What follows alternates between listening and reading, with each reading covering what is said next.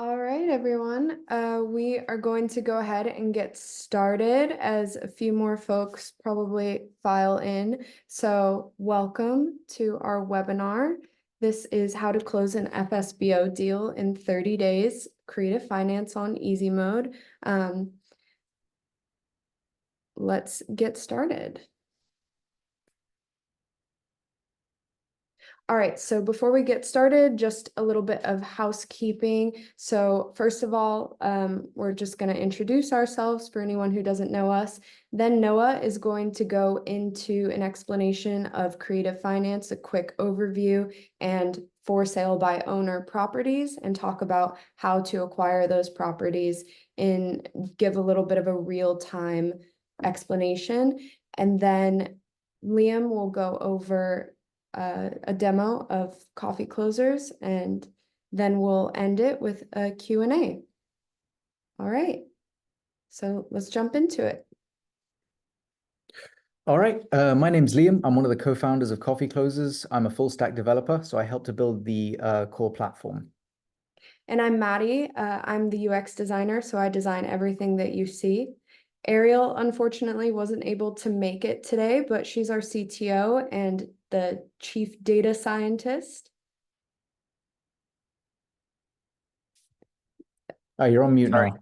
Yep, have myself muted. I'm Noah. I'm a software engineer and a real estate investor. Okay, guys. So today we're going to be covering the first half of an overall process for buying houses creatively and making them perform for you. All deals in real estate are some combination of an acquisition and hold or exit strategy. For those of you coming from the cash investing world, like flipping, your acquisition strategy would be to buy the house cash, maybe from a wholesaler, renovate it, improve it, and sell it on market to a retail buyer. Your acquisition strategy is to buy the house cash, and your exit strategy is to sell it retail.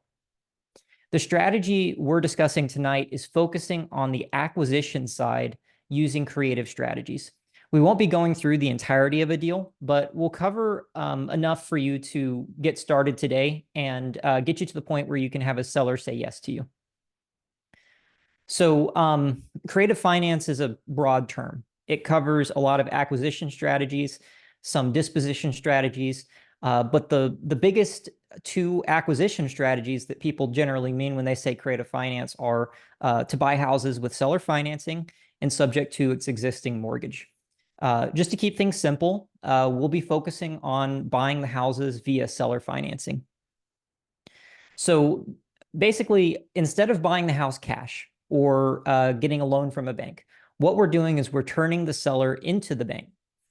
Buying houses this way allows us to avoid paying the bank's interest, and it sweetens the deal for both us and the seller. The seller earns more for selling over time, and you can make more cash flow because your monthly payment isn't bound to the market interest rates. So we won't be fully covering the nitty-gritty of seller finance and how both sides make money. We'll be sticking to the practical discussion in this webinar. If you want an introduction to the theory behind seller finance in greater detail, check out our first webinar that we did in July. But we'll briefly kind of go over the basics here before we get into the real life practice. So why would the seller want to act as the bank? If you were looking at the way the bank lends money on houses, what we would find is that they tend to be long-term loans. Banks structure these loans in a way that tends to be affordable for the average person. However, real estate is really expensive, and the cost of these houses tends to be more than most people will ever see in their savings account at a given time in their entire lives. So what they do to make up for the high cost of houses is stretch out the loan over decades. And this has the effect of getting the monthly payment down. This makes it so that regular working people can afford houses that will be most of their ultimate net worth. These low monthly payments make it helpful and easy for people to buy houses, but we're paying really, really heavy interest on that. So if you look at the total lifetime of a normal mortgage, if you have a house that's worth $300,000, by the time the mortgage has been paid off fully, the bank will have made nearly $600,000 over the life cycle of the loan because of the interest. This is showing us the value of waiting for the money and why it's good to be the bank. What we're doing is we're making the seller the bank. To drive home this intuition, let's go through an example. Imagine that you have a seller that's listed their property for $300,000. Many of you probably, if you're coming from the cash world, when you do your calculations, you have to put a pretty heavy discount into your offer to make it possible for you to make money as a business. So you'll have to offer them something like $210,000. That's about 70% of the house's market value. However, there's another way. We also have a 5-year situation that we're showing here, where we pay over time instead of giving the seller all of their cash up front. The seller in this case will make $345,000 in 5 years. So take a moment and just ask yourselves, which of these two options, $210,000 cash or $345,000 paid over 5 years, which of those two do you think the seller is more likely to accept? So if you have the intuition that the seller is more likely to agree to $345,000 over 5 years, then I agree with you. And I think many others will share this intuition, as will the sellers. As investors, both of these offers will work for you. If you're a bit skeptical about the paid over time offer, just take my word for it that this is a deal that can cash flow for you. And I'll show you how that works when we get into the practical side of how to find these deals. So next, we're going to talk about for sale by owners. In my opinion, FSBOs, or for sale by owners, they're sometimes called, are really the best place to search for these kinds of deals. FSBOs refer to, like I said, for sale by owner. So what it means is that this is when a seller wants to sell their house without a realtor representing them. And there's a lot of reasons why they would do that, but it's often to save on closing costs. A realtor's commission is generally part of the closing costs. And in general, traditionally, the sellers pay the closing costs for not just their realtor, but the buyer's realtor. So the way that they do this is they will list their property via a flat fee to the local MLS. A lot of brokers offer this service where you can pay them something like $100 and they'll put your property onto the local MLS and it'll get a lot of exposure there. Or the seller might self-publish the listing online in places like Zillow. The best way to find these properties is Zillow. And the reason for that is the Zillow, I think it's the Zillow Media Group. That's the name of the parent company. They own a substantial number of tools that seem like they're separate products, but it's all Zillow under the hood, like Redfin, Zillow, Realtor.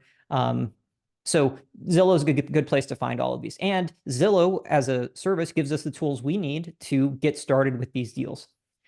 So let's talk a little bit more about the profile of one of these for sale by owner sellers. There are all kinds of reasons why someone would try to sell for sale by owner, but FSBOs are like a bug light for certain kinds of sellers. The biggest demographic in the space are other investors, in particular landlords. I can't tell you how many times I've come across retiring landlords trying to liquidate 10 to 15 properties by just calling for sale by owners. Retiring landlords are the perfect candidates for seller finance. They're used to living off of rental income. They're comfortable with doing weird real estate things, and they tend to think clearly about long-term wealth. They often are only selling for sale by owner because they want to be done with the property, not necessarily because they want to pull out all of their cash. A deal where they get some kind of down payment from you and monthly payments with interest is going to be very appealing to them because they're already thinking about the property in terms of how much it earns them each month. They're just sick of being a landlord and the headaches that come with it. They're tired of the late night calls for petty things like a running toilet, chasing down tenants for their rent, recycling the property, repainting it. They're done with that and they just want to be out of it. So what we're going to do now is I'm going to kind of explain the basic process of how you can find these sellers and what you can do to get them on the hook for a seller finance deal. So I'm just going to lay out this practical process verbally, and then I'll show you via screen share how you can actually do this. So basically, we're going to start by finding some candidate properties. We'll do this on Zillow. And then we're going to do what I call some first pass accounting to see if they made cash flow. So this is a bit of a filtering step to see if it's even possible that the deal could work. And the goal here is to just make a quick determination. We don't need to spend a lot of time running comps. We're just going to rely on something like this estimate for the market value. Zillow's guess for how much the property could make as a long-term rental, and Zillow's best guess for taxes and insurance. So very easy to do this quickly, and it's enough to know whether or not a property has some potential before you do more due diligence. So at this point, if it can potentially cash flow after we do this initial search, the best use of your time then is going to try to schedule the appointment, and then you can do more due diligence and firm up your numbers. But only after you get it scheduled. What we'll find in practice is that a lot of the times people will put their house up for sale by owner on Zillow and then forget about it. And then they've already sold the house and they don't take the listing down, or a whole bunch of other kinds of reasons. So I'm going to share my screen now. Just a moment here.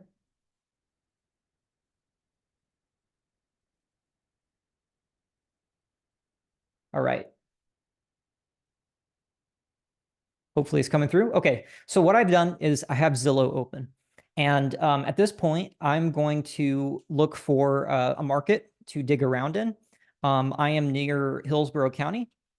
And you can do this really anywhere, your own backyard included. Those of you who are in places like California and New York, this process is going to need a little bit of tweaking. Because what happens in those places is it tends to be the case that rents are so far out of whack with the values of real estate that long-term renting as a strategy is really hard to pull off. That doesn't mean you can't do deals there. It just means you have to do other kinds of deals. So, but we're going to look at this Tampa area and see if we can find some deals. So you get this little map over on the left, and this shows you all the listings. If you want to make sure that you're just looking at for sale by owners, up near the top, you want to set this to for sale. And then over on the far right, under this more section, you got to be a little careful with this. Under the listing type, we want to say by owner and other, and then make sure that this checkbox that says owner posted is checked. That's going to show us all the for sale by owners across a bunch of different platforms, actually. So what we're going to do now is we're just going to go through some of these and try to figure out whether or not one of these could work to the point that it would justify scheduling an appointment. So I'm going to open up this one. 8808 Nautilus. Their asking price is 167. We'll say 168. 3-bed, 2-bath.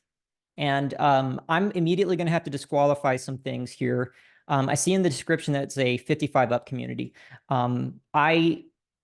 There's generally, when it's in a 55 up community, there's usually an HOA. They tend not to like renters.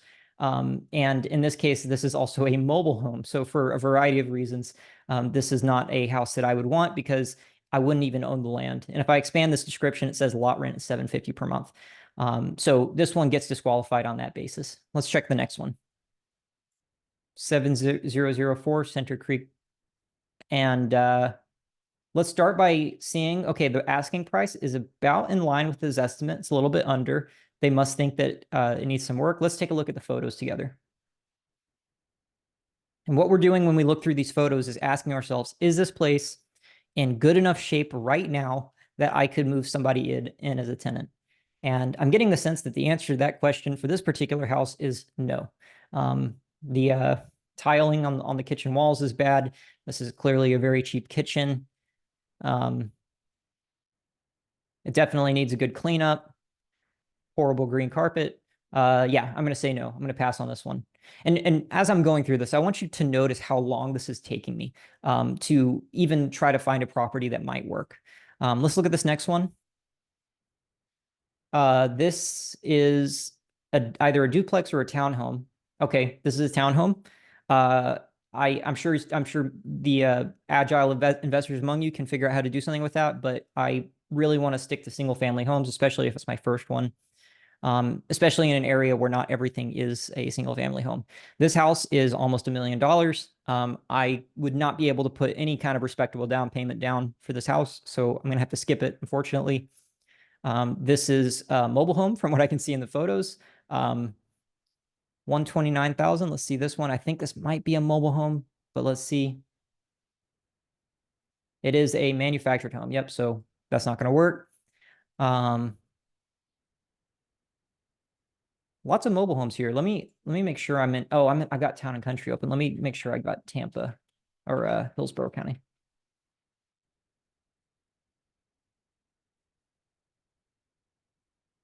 Let's look at this one. 325. And the Zestimate is 311. Not bad. We might be able to work with that. It's 3.2, built in 2000, so it's not going to be super out of date. It's been on Zillow for 14 days. 533 views and 34 saves. As you get some experience with this process, you're going to start to see how these metrics relate to each other. Really terrible deals are going to be on Zillow for months and not have very many views and have even less saves. This is about average, I would say. After, it's getting a couple of saves a day. Really, really great properties are going to get hundreds or even thousands of views in a given day. So they're asking 325. The Zestimate is 311. That checks out. It's got an HOA. That may or may not be an issue. Let's see what it thinks the rent Zestimate is. So the rent Zestimate is currently $2,132 a month. So what I can do now to finish up this first pass to see if this property could work is open up a mortgage calculator. So what we're doing when we're making the seller the bank is we're basically paying them a mortgage in a way that's very similar to the way that we would pay a bank a mortgage. So my favorite website for this is mortgagecalculator.org. I'll throw the link to that in the chat right now for you. And the way we structure this is what we're going to do is we're going to take their asking price, 325, so 325,000. And under the down payment, we're going to switch this over to, we'll say 10%. You may be able to go higher or lower, depending on how much money you want to put into this business. And we'll do a 4% interest rate as a starting point. That's a good safe bet. Odds are you'll cash flow with a 4% in most cases, but it's not so low that the sellers are going to not take you seriously. And then over here, we have some other things we can adjust. So because this isn't a bank loan, we don't need to wrap up things like taxes and insurance into the loan. And so we're going to zero out property taxes, PMI, home insurance, and leave the HOA out of it. So we hit calculate. What this is going to do is it's going to give us this total monthly payment. And we've got about $1,400. So let's go back to the property and let's compare that to how much it would rent for. Open up a calculator and we'll say $2,132 a month minus, and that was about $1,400 in terms of how much we have to pay the seller each month. That leaves us with $732 before we have to worry about things like taxes and insurance. So let's see how much Zillow thinks tax and insurance might be. So if you scroll down here under this monthly payment calculator, you can see Zillow's guess for these other expenses. In this case, we have about $317 in taxes and insurance, and then about $47 in HOA fees. And finally, that leaves us with about $368 a month in first pass cash flow. Now that's a little low from my point of view. If I'm going to be putting down $30,000, that probably about follows the 10% rule, and so this might be worth doing. But when you're working with anything 300 or less, you're not very insulated from the situation changing in a bad way if the market turns upside down or if we get into a bad economic situation. So you don't have a whole lot of margin for error before you get to the point where you might be coming out of pocket. Now, if your goal is to play the long game and invest your money and have it grow for you, then you might be even willing to have zero cash flow or even negative cash flow because you're playing the appreciation game. However, for many of us, we are trying to replace our day job income with real estate investments. And we need to try to push for higher cash flow numbers so that we can get to those goals faster. But this is okay. So at this point, the thing to do would be to get in touch with the seller and schedule the appointment. And in this case, with Zillow, this was listed by the property owner, and this number right here is the actual phone number for the seller. And I could go into more detail on additional due diligence, and I'll talk about that later, but this is enough to at least schedule the appointment. Now, you want to be careful. When you're on Zillow, they are desperately trying to monetize on all of this for sale by owner stuff. And so the call to action button that you would intuitively think you should click is right here, and it says contact agent. And what they're going to try to do is wiggle one of their Zillow agents into the deal that would otherwise have no agents involved at all, and have them represent you. But you don't want to do that. You want to pick up your phone and dial that number, and that'll get you in touch with the seller. So let's see if we can find one more as an example. So I probably should have timed that, but I think that may have taken me about 10 minutes to find that property. And then it come up with some okay, but not great cash flow. Let's see if we can find another. I'm going to zoom out a little bit. Let me just go to Hillsborough County again. For whatever reason, whenever I click in on it, Zillow wants to drag me out.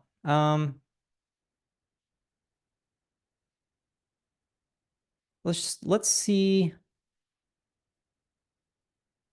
Take a look at this one.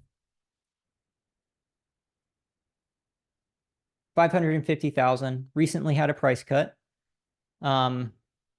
His estimate is 511, so they're about $40,000 over where it ought to be. Been on Zillow for 22 days and only 11 saves. Not promising, but let's run the numbers anyways. So scroll down here, and their asking price, oh, they started at 599, but they're down to 550. All right, so let's run that through the mortgage calculator, 550,000. And it'll keep my settings, hit calculate. And that puts us at a total monthly payment of $2,363.21. Let's go back to the property. Oh, that's not good.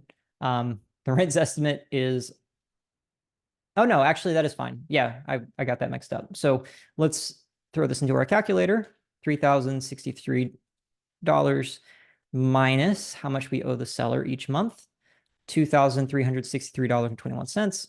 So that leaves about $709 before taxes and insurance. Let's see how much taxes and insurance are going to be. Minus $537. And we have not great cash flow, 172. So if you're great at negotiating, it would probably be still worth your time to schedule this appointment and see if you can get that seller down from where they are now. But yeah, this is well below my minimum threshold of $300. So at this point, I've probably spent, I don't know, maybe 10 minutes, and I have found two kind of lousy deals, which isn't great. Later, Liam's going to share with you some very clever technology that's going to help make this whole process a lot faster. But I'm going to stop sharing my screen. I'm going to wrap up by kind of talking about what happens after you make that initial contact with the seller. So if you get the appointment scheduled, it's time to firm up that offer. So instead of relying on Zillow's market estimates and estimated market rent and taxes and insurance, you need to get hard numbers for those things once the appointment is scheduled. So you can determine the rental income by running rental comps, and there's a variety of ways to do that. Shoot us an email if you need some help with that. Actually, for everything I'm about to mention here, you can determine the market value by running sales comps. That's really the best way to do it. You can figure out how much the taxes are going to be by loading up the local tax assessor's website for that county. It's usually at the county level. Finding the property in their system, seeing what last year's taxes were, and then adding, say, 5%, unless you have a more accurate tax appreciation rate that you know of. Add about 5% to that number, and that's probably what this year's taxes are going to be. And so then you can divide that number by 12, and finally you have something representing an accurate monthly representation of your year's worth of taxes. So that's a little bit convoluted. Again, this technology we're going to show you will help with that. Similarly for insurance, except insurance is even tougher. Really, if you're not familiar with the area, you have to figure out what insurance is by talking to an insurance agent or a homeowner in the area that's paying insurance already. By the time you've done all this due diligence, you'll have likely spent between 5 to 10 minutes on a given property just to see if it could work. And that would only be if the seller agrees to your offer. This process is time consuming. And unless you're in like a very slow market, you'll end up spending most of your time on this analysis. So, okay, let's say you get the appointment scheduled. What do you do? Next, you have to prepare for the walkthrough. So how do you do that? You wear nice business clothing. You're going to bring a notepad. You want to have a letter of intent that explains in easy to understand wording what you're offering these sellers. This isn't a cash deal. They're not going to be able to keep it all in their head even after you explain it to them. So it's really a good idea to bring a letter of intent with you that, as plain and simple as it can, explains what we're offering, because these are complicated deals. You want to bring a contract in case they're motivated and they want to sign on the spot, or at the very least to leave it with them so they can look through it and see what kinds of terms are in there. You're going to want to bring a flashlight. You're going to want to bring some boots, something that can potentially withstand if you accidentally step on a nail or something else that's sharp. These houses are sometimes not in great shape. You probably be a good idea to bring a ruler. If nothing else, it'll make you look more professional. Some pens, pepper spray if you're going to kind of a uncomfortable area. You want to clean up your car, get it through a car wash, smell nice, wash your face, clean up. What we're doing is we're requesting that these people work with us for a long time, right? Anywhere from 3 to 5 years on kind of the lower end, all the way up to a full 30 years. And you have to take every chance that you get to make a good first impression. So when you're there, you're going to write stuff down. Even if you have nothing to say, just draw on your scratch pad.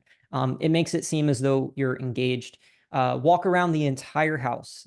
Be thorough. Peek into the attic if you can, as well as the crawl space. Ask the seller questions about the house.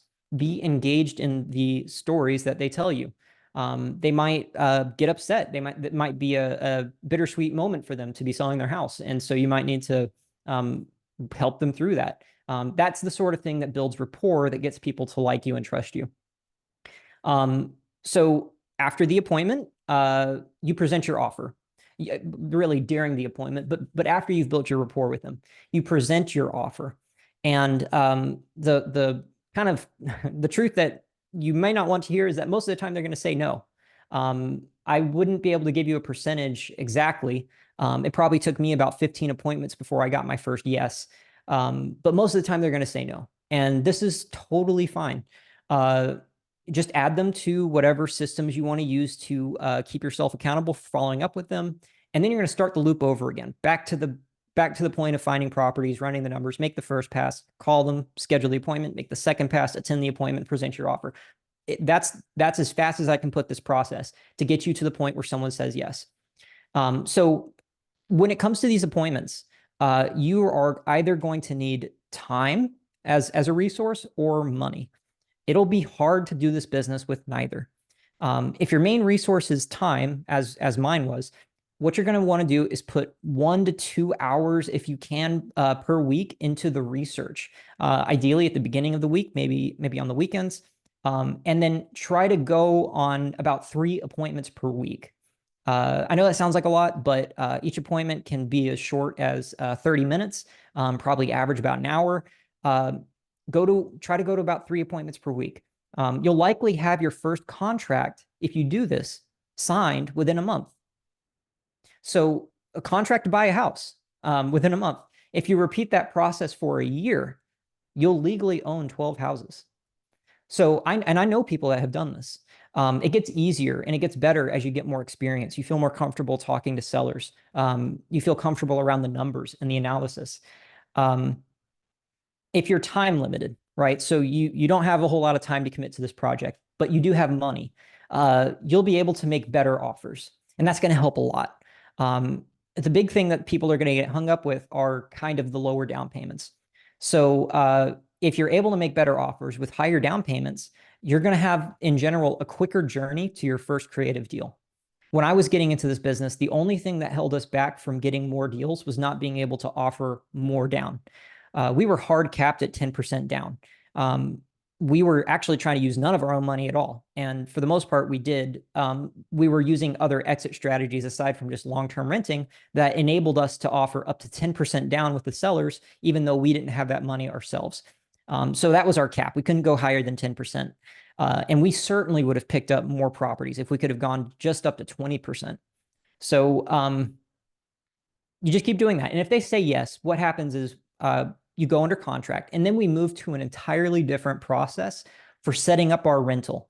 We're putting out marketing. We're screening tenants. We're doing our due diligence on the property. And then we're closing on it with a title company or real estate attorney. So we don't have enough time in the scope of this webinar to go over everything that happens once somebody says yes. But once they do, once you're under contract, expect at that point about 3 to 4 weeks before closing is finalized and you get the keys. So that's all I have for you. I'm going to pass it over to Liam, and he's going to share some technology with you that completely eliminates this thing where I spent 10 minutes looking for some lousy properties and shows you the best ones first. All right, thank you so much for that, Noah. So I'm just going to share my screen over here. Can you see my screen? Perfect. So Noah just took you through a sort of DIY way of finding FSBOs and then evaluating them under several perspectives, namely analyzing the neighborhood, whether it's a good up-and-coming neighborhood, analyzing the cash-on-cash return and where that leaves you with your monthly cash flow, analyzing whether or not you actually have a high likelihood of converting the seller onto a creative deal, and a few other factors as well. There's many things that go into finding a fantastic investment property, specifically when you're looking to buy it on creative finance terms. And if you are using Zillow, you absolutely can be successful, but there are many things that you need to do manually, and certain things we may miss. So what I want to show you is another way to do all of the things that Noah said and more in a much shorter period of time, and hopefully with a much higher degree of accuracy. So I'm looking at the same county that Noah was looking at, which is Hillsborough County, Florida. And what we're doing is we're pulling in every single property that is currently listed for sale within the county, both as a for sale by owner and also agent listed. But here's the catch. What we're doing, first of all, is we are only showing you the properties that we think make sense, either for seller financing or for subject to. Subject to is a separate creative finance strategy. We can get into that later. Seller financing, what we're looking at ultimately is properties that are owned free and clear. So there's no mortgage on them. That's the first thing that we're looking at. But there's also several other factors we're looking at. As you can see here on the right-hand side, we have a neighborhood grade heat map. And what we've done is we've used a lot of data to try and determine what are the A, B, C, and D neighborhoods across every county nationwide. For those who don't know, an A neighborhood is sort of like the luxurious area of the particular county in question, the most affluent perhaps. The D neighborhood might be the polar opposite of that. And then the B and C is somewhere in the middle.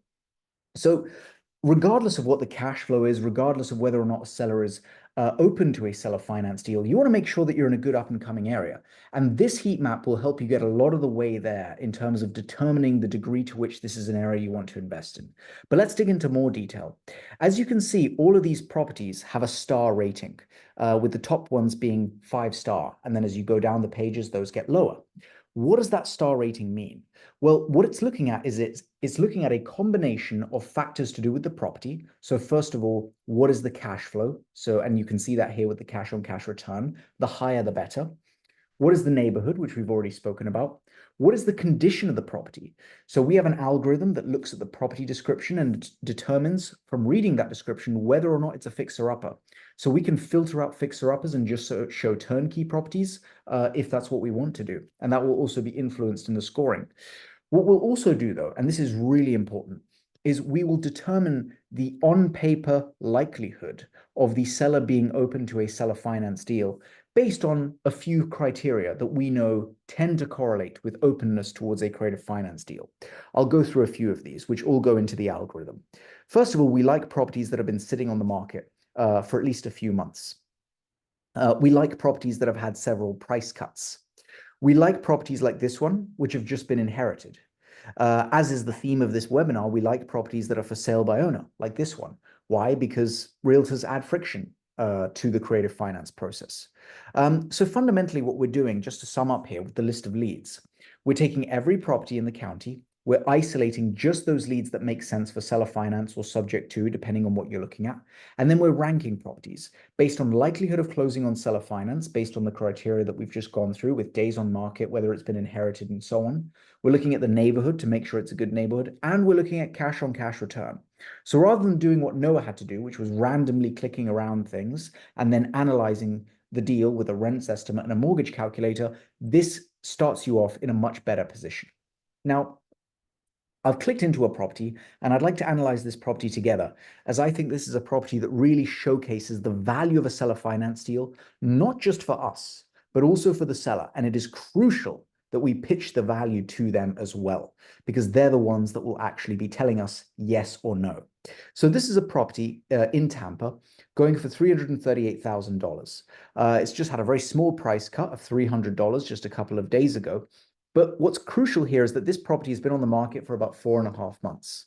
The seller here is someone who owns the property free and clear. It's an LLC, which paid cash for this property a couple of years ago. So you can imagine the seller is sitting at home thinking to themselves, everyone is lowballing me right now, because of course, right now with high interest rates, everyone is lowballing everyone. So perhaps some cash buyers, as we saw from the beginning of Noah's presentation, are offering maybe 250,000, 260,000. Maybe some more aggressive offerees are offering something like 280, but no one is coming close to that 338,000 most likely.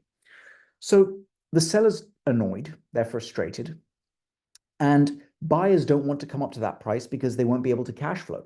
But if we just cut out the banks and do a seller finance deal between ourselves and the seller, there is a way for us to have our cake and eat it too. And let me show you how this works. So here we have a seller finance calculator. And the way that this is going to work is that you are going to go to the seller and you're going to say three things. The first thing is you're going to meet their asking price of $338,000. That's the first reason why the seller is going to be happy with you. The next thing is we're going to give them a down payment. I have 20% set here, but that could be as low as 5% or whatever we agree to. The next thing, though, that we're going to do is we're going to tell the seller, in actual fact, I'm not going to pay you $338,000. Oh, no, no. I am actually going to pay you $392,000 over 5 years. Why? Because I'm going to pay you a down payment of 5, 10, 20%, whatever it is. And then for the remaining sum, I'm going to finance that with you, Mr. Seller. You are going to become my bank, and we're going to have an interest rate that the two of us agree upon. Let's start off with 3.5%. We can work our way up, worst case. So keeping it fairly low at the beginning. And then from there, what we will determine is a monthly payment that we owe the seller, which is effectively our mortgage installment, our monthly mortgage installment. And here what we can see is why this deal is good for us and why this deal is good for the seller. Now, on this setup, the seller is making an additional $53,000 in the form of interest on top of asking price. Now, this $53K they're making, this is money that they are making without having to manage a tenant. They don't have to do the difficult stuff that we have to do as a buyer.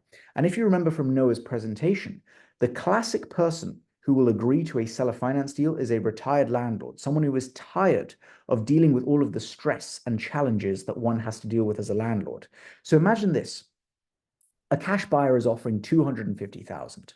The property is listed for $338,000. We're offering $392,000. That's potentially over $100,000 more than what the cash buyers are offering. Plus, this income, as we say, is passive. It doesn't revolve around any sort of management of tenants. Plus, there's a couple of extra benefits we should mention. This seller is going to be deferring their capital gains liability if they do a seller finance deal with you. That's another great thing. Another thing to bear in mind is the seller is not risking anything at all, because if they agree to a seller finance contract with us and we fail to hold our end of the bargain and we fail to make our monthly payments to the seller will get the property back and they will keep all of the money that we have sunk into the property thus far. So the seller is risking nothing and making potentially an extra $100,000 versus the cash offers that they are currently getting because everyone else is lowballing them. But let's look at us now. Why is this a good deal for us? Well, let's go down to the rent tab. We can see we have an estimated rent of $2,400, and we can see how we've calculated that from all of our rent comps, which we've listed down here. What we do is we go through each comp, we determine how close they are by distance, square footage, beds, baths, construction year, how long ago they were listed. And then what we do is we rank the comps from best to worst based on this similarity score that we create using an AI algorithm that we've built. So that gives us a hopefully fairly accurate rent estimate. Then we have all of our monthly costs. We have the mortgage payment to the seller based on the seller finance terms we've just gone through, the HOA, the insurance, the taxes, the vacancy rate, the management fee, and the maintenance fee. All these numbers are pre-calculated for you. There is no need to use mortgage calculators and sort of type everything in and then get a final number. Here we get it all instantaneously. Our cash flow and our cash on cash return right down here. And these are fairly conservative estimates since all of these costs are already built in. So, okay, we ran the numbers. We can see that this is a potentially great candidate for a seller finance deal based on both what we're going to get and what the seller is going to get. Where do we go from here? So what Noah mentioned is we got to come professional, right? We have to shine our shoes, we have to wash our faces, but also we need a letter of intent. We need something that we can leave with the seller to ensure that they understand the value of this deal. So I've just hit this button that was up here that said generate offer. And what that will do is it will look at all of the seller finance terms which we have in our calculator, and it will generate a letter of intent that we can share with this seller. And the beauty of this letter of intent is that it is explained in plain English. So the value of the deal really is very, very clear to understand. So, and what we're going to do now is I'm going to share my entire desktop and we will go through this deal, the letter of intent together. So just as a reminder, the property is on the market for $338. Maybe a cash buyer is offering $250, $280, whatever. We're offering $392. How's that possible? Because we're meeting their asking price of $338 plus $53,000 in interest. Then what do? We explain in plain English to the seller. What is seller financing? How does it work? We explain that we are trustworthy people. We have perhaps a good W-2, a reasonable source of income. We explain that we've done real estate deals in the past. Whatever needs to be said in order to ensure that the seller understands that we are professionals and that we intend to act as such. We also have a Q&A section that explains what happens if we default on payments, that the seller is protected. And finally, we have a nice payment schedule. So the seller can understand exactly how much money they are going to make year over year in principal pay down and in interest. So let's sum up here. What we're doing here is we're helping you find all of the leads based on really all of the criteria that you want: neighborhoods, cash flow, condition, likelihood of accepting a creative finance offer. Then what we have is an ability to run the numbers very, very quickly. Everything from the acquisition strategy to the exit strategy, which we haven't even talked about yet. We have 3 different exit strategies for you to choose from. I've just picked long-term rental because that's the most common. We have our monthly costs as well. Then what we can do, once we've run the numbers, we can generate an offer letter. And then we can send that offer letter either via email or SMS.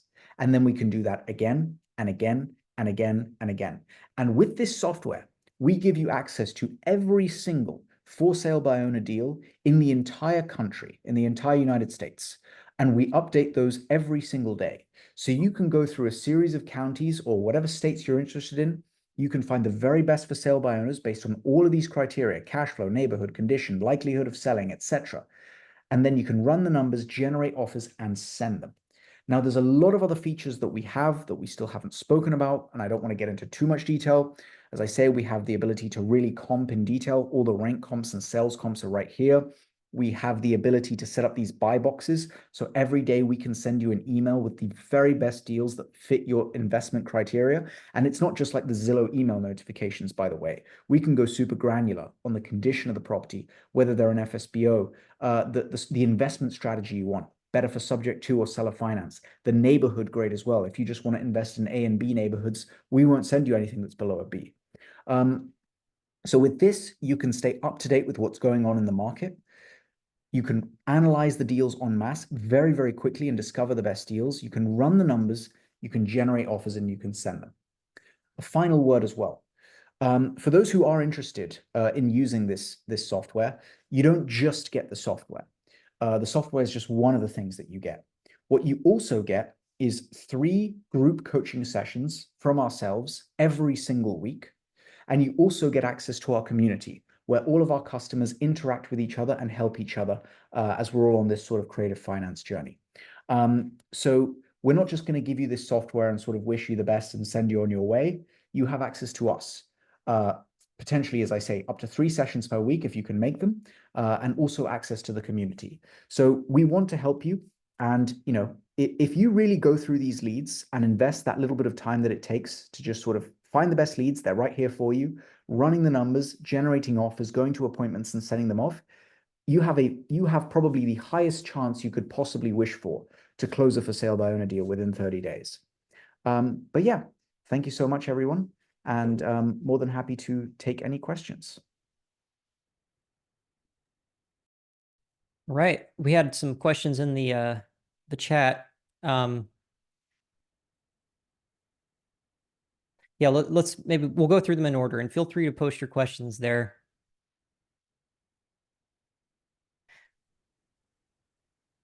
Yeah, so we had a question from Mario. Well, a couple questions.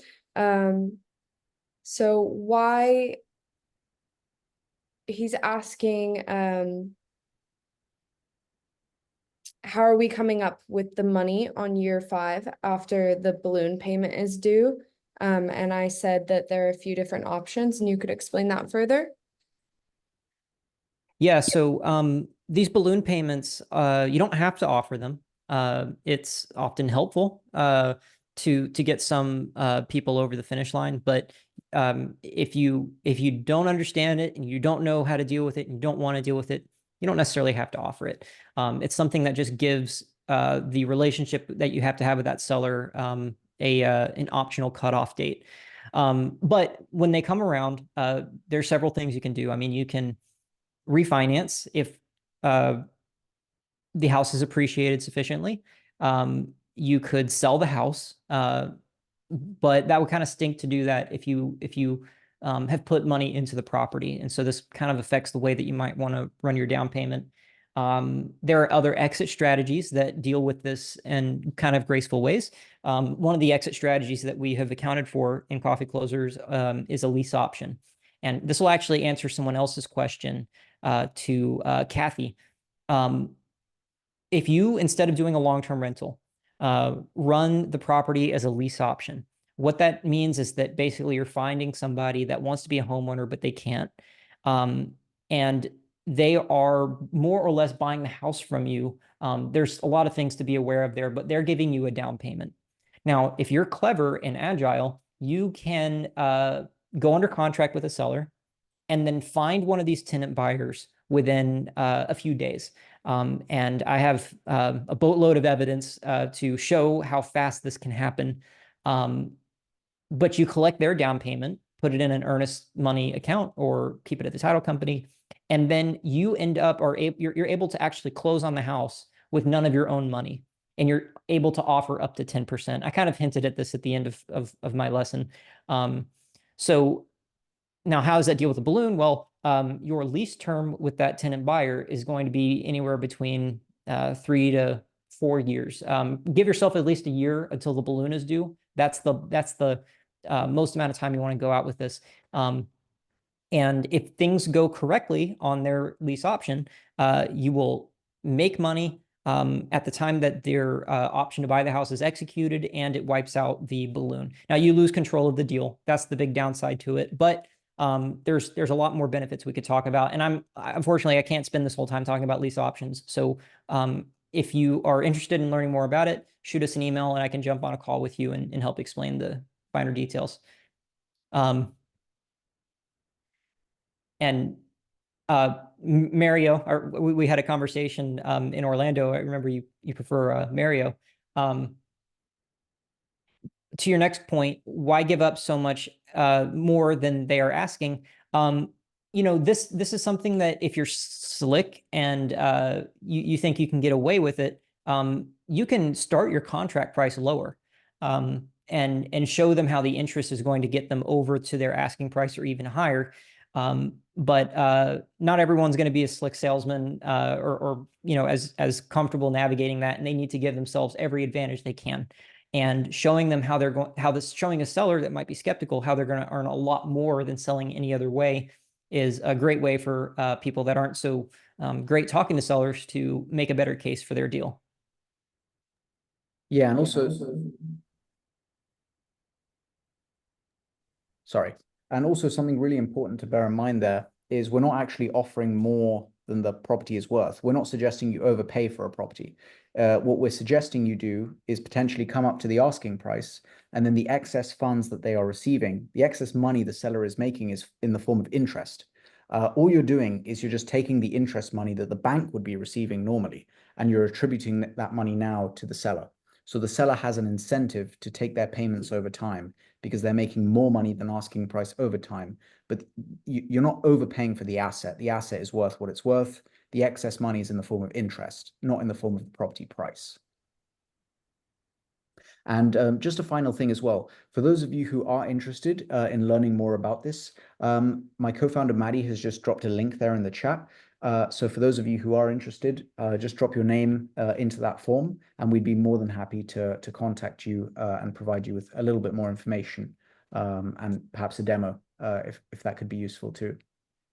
Yeah, just to be clear about that, if you fill out that form, we're going to call you tomorrow or over the weekend. Yeah, it's not going to be like you're getting thrown into a email marketing system and you'll never actually talk to us. We will call you if you fill out that form. Looking at some other questions here. When sending out offers, what email is used? The email attached to your computer. So if you're in Windows, it'll use your local Outlook client. If you're on iOS, not iOS, but Mac, it'll use your, I guess iCloud would be the system that's natively integrated there. Whatever you've got connected to your native email sender.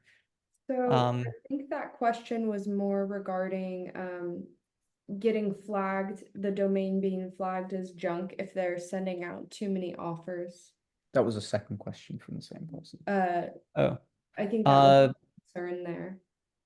Yeah. So if you're nervous about that link, I would advise that you have an email domain that you're not particularly attached to, and send from that email if you're nervous that it's going to start blocking your other emails. There's a lot of best practices that you really have to follow if you want to send emails in a way that's sustainable and safe. And most people don't know what those best practices are, and your intuitions are going to guide you down the path of getting blocked as spam if you're not careful. What would the lowest profit threshold you would recommend when my main resource is time?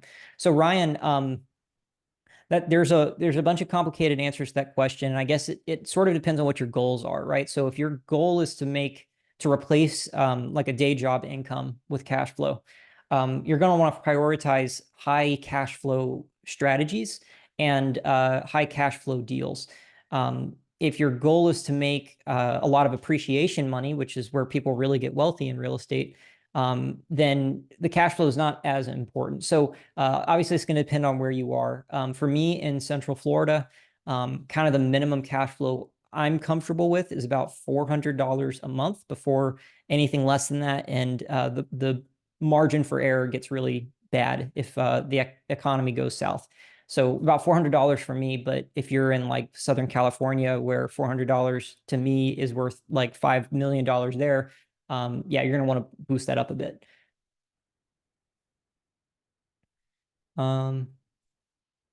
Kathy, so if you fill out that form, I will contact you and share more information about the lease options.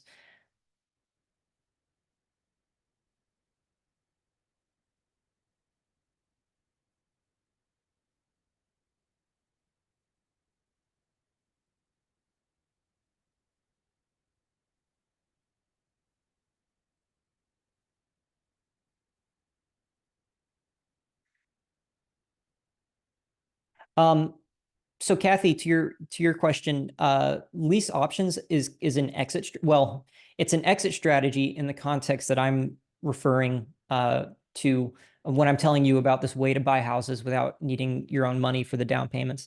However, it's also an acquisition strategy, and so if you're not careful with the distinction between the two, it's easy to get confused. So if you divide out deals in terms of their acquisition strategy and then their holding/exit strategy, we're buying the house subject to or with seller financing. And then there's a separate transaction that you have with somebody that's going to live there and buy the house from you over time. And that is a lease option. You can also refer to it as a lease purchase or a rent to own, with some subtle differences between lease options and lease purchases. Yeah, so if you fill out that link, I will give you a call sometime in the next couple of days, and I can fill you in more on what a lease option is and how it relates to seller finance.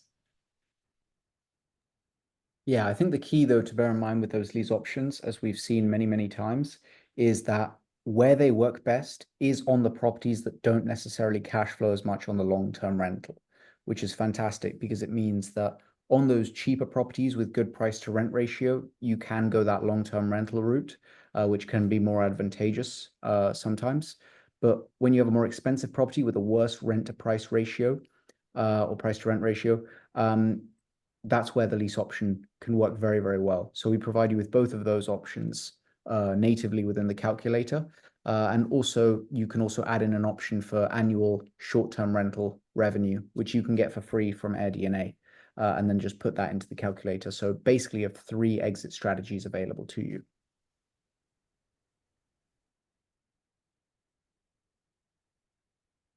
Do we have any other questions before we wrap up? If you have a question that's difficult to put into text, if you want to raise your hand, we can invite you to speak.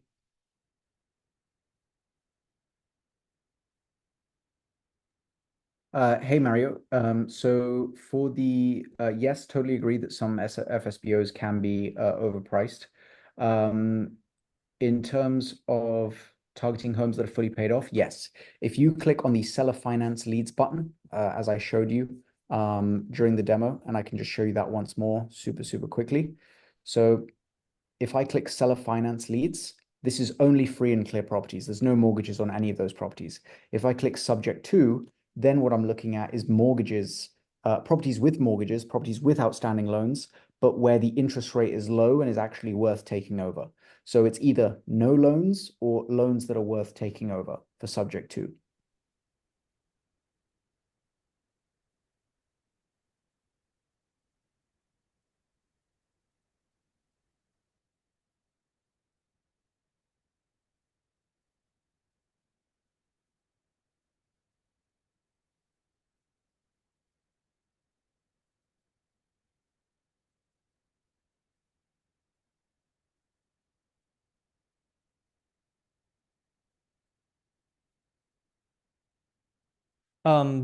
Mario, I see you asked also, and I don't think I'm fully understanding the context of what you're saying. We not wrap the properties as opposed to lease option. I'm not sure what you mean by that. Would you elaborate?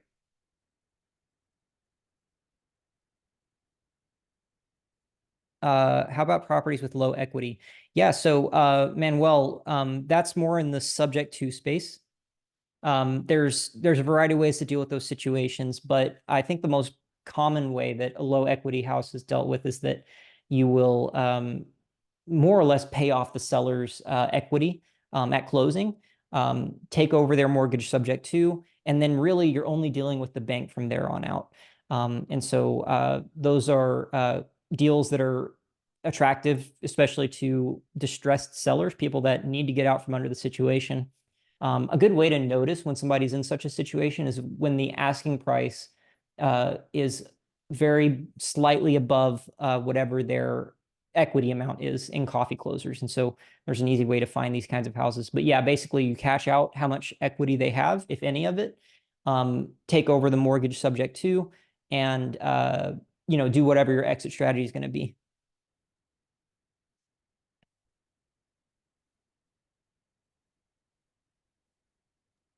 true. Yeah, and a final thing about equity as well is we are actually going to be adding a filter so you can set predetermined equity levels that you want to see, and you'll be able to see those properties.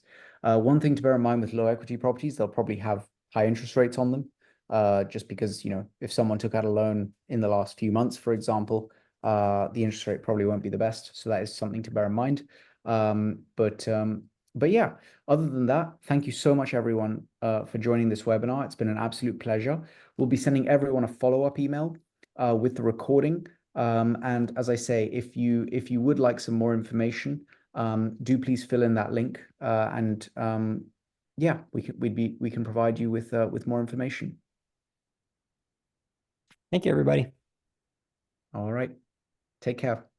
Good night. Bye-bye.